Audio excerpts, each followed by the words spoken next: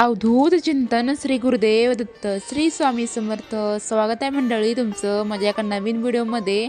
चॅनलवर नवीन असाल तर चॅनलला नक्की सबस्क्राईब करा. कोणतीही स्थिती आली तरी त्या परिस्थितीचा आपल्याला मानसिकतेवर प्रभाव नाही पडला तर किती बरं होईल ना. त्यामुळे आपण चिंतामुक्त होऊ. पण असं होऊ शकतं का? तर पुणे शहराजवळ जुन्नर नावाचे गाव आहे. तिथे सखूबाई नावाची एक गरीब स्त्री राहत होती.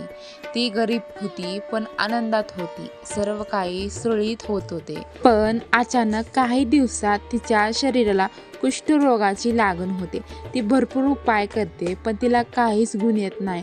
उलट आजार अधिक वाढतच होता. एके दिवशी श्री चरणदास नावाचे साधू तिच्या घरी भिक्षा मागण्यासाठी येतात.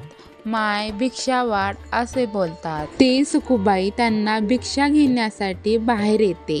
भिक्षा वाढल्यानंतर सखूबाई आपल्या आजाराबद्दल साधूला विचारतात. तो श्री चरणदास बोलतो की माय तू अक्कलकोटला जा. तिथे प्रत्यक्षात चालते बोलते परब्रह्मा सगुण रूपात आहेत. तू त्यांचे दर्शन जर घेतले तर नक्कीच बरी होशील. लवकर जा, उशीर नको करू. असे ऐकता सखूबाईला खूप बरे वाटले. नंतर काही दिवसातच सखूबाई अक्कलकोट इथे येते. सोबत तिच्या मुलीला पण घेऊन येते. मजला दर मजला करत अक्कलकोटमध्ये आल्यानंतर तिथे भक्तिमय वातावरण बघून तिला खूप समाधान वाटते. आता स्वामीचे दर्शन घेण्याचे अनन्य भाव तिला बेचैन करत होता. स्वामी भेटावे ही तिला आस लागली होती. स्वामी कुठे भेटतील हा प्रश्न तिने तेथील सेवेकरी मंडळींना तिने विचारताच स्वामी तर खंडोबाच्या मंदिरात आहेत असे तिला समजले. तेव्हा ती खंडोबाच्या मंदिरात येते. आजूबाजूला स्वामीची दिव्य तेजस्वी मूर्ती पाहून ती तर काही काळ स्तंभ होती. तिला काय बोलावे सुचत नाही. तो सर्वत्यामी स्वामी बोलतात. अगं सखूबाई तू आलीस. तू चरणदासच्या सांगण्याने माझ्याकडे आली. पर्वता एवढे दुःख नको भोगूस. मी आहे ना. हा पांढरा दगड घेऊन जा. रोज न चुकता अंगाला उकळून लाव. तुझे दुःख दूर होईल. हे स्वामीची दिव्य अभयवाणी ऐकून सखूबाईच्या आनंदाला पारावार उरला नव्हता. तिच्या डोळ्यातून आनंदअश्रू वाहू लागले होते. त्या आनंद अश्रूचे तिने स्वामी चरणाचा अभिषेक केला. पुढे सखूबाईंनी स्वामीच्या आज्ञेप्रमाणे तिला दिलेला पांढरा दगड रोज उगाळून लावता. साधारणपणे 1 महिना सखूबाईंनी हा नित्यक्रम केला आणि आश्चर्य म्हणजे तिला अनुभव आला. 1 महिन्यातच शरीरावर आलेले कुष्ठरोग पूर्णपणे बरा झाला. असो पुढे काही दिवस सखूबाईंनी अक्कलकोट इथे स्वामी सेवा केली आणि नंतर आनंदाने आपल्या गावी परत आली. मंडळींनो, या घटनेमध्ये स्वामी त्या गरीब महिलांना पांढरा दगड उगाळून लावायची आज्ञा देतात.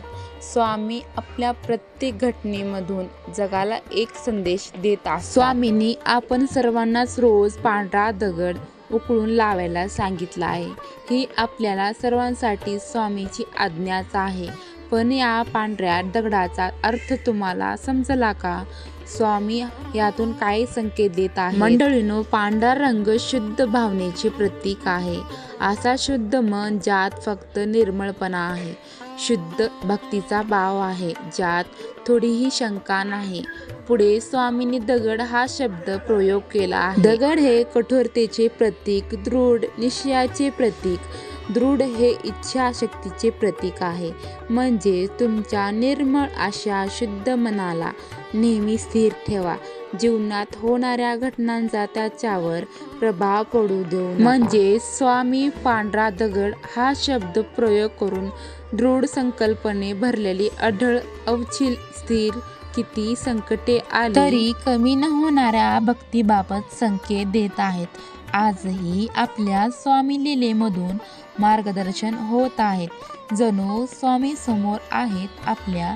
किती खोल पण सहज सोपा अर्थ दडलेला आहे त्यांच्या वाणीत आहे. पुढे स्वामी तो दगड उगाळून लावण्यास सांगतात. थोडक्यात स्वामींना असे सांगायचे आहे की भक्ती ही फक्त भावनेत नको तर ती कृतीत पण हवी आहे. स्वामींना कृतीशील भक्ती हवी आहे. कृतीशील श्रद्धा हवी आहे स्वामींना. जसे सखुबाईला आज्ञा होताच तिने मनात एकी शंका नाही आणली की दगडाने कधी कुष्ठरोग बरा होईल का. तर तिने निष्ठेने स्वामीचे आज्ञेचे पालन केले. अगदी तसेच आज आपण स्वामींना प्रार्थना करतो की स्वामी माझे अमुक अमुक काम व्हावे, तेव्हा स्वामी सांगतात की विश्वास ठेव. तुम्ही प्रार्थना करताच सर्व विश्वाला तुमची इच्छा पूर्ण होण्यासाठी मी कामाला लावली आहे. हा कृतीशील विश्वास ठेव. संकट व दुःख असणारे प्रसंग येऊ दे, आपले मन स्थिर ठेव, स्वामीवर विश्वास ठेव.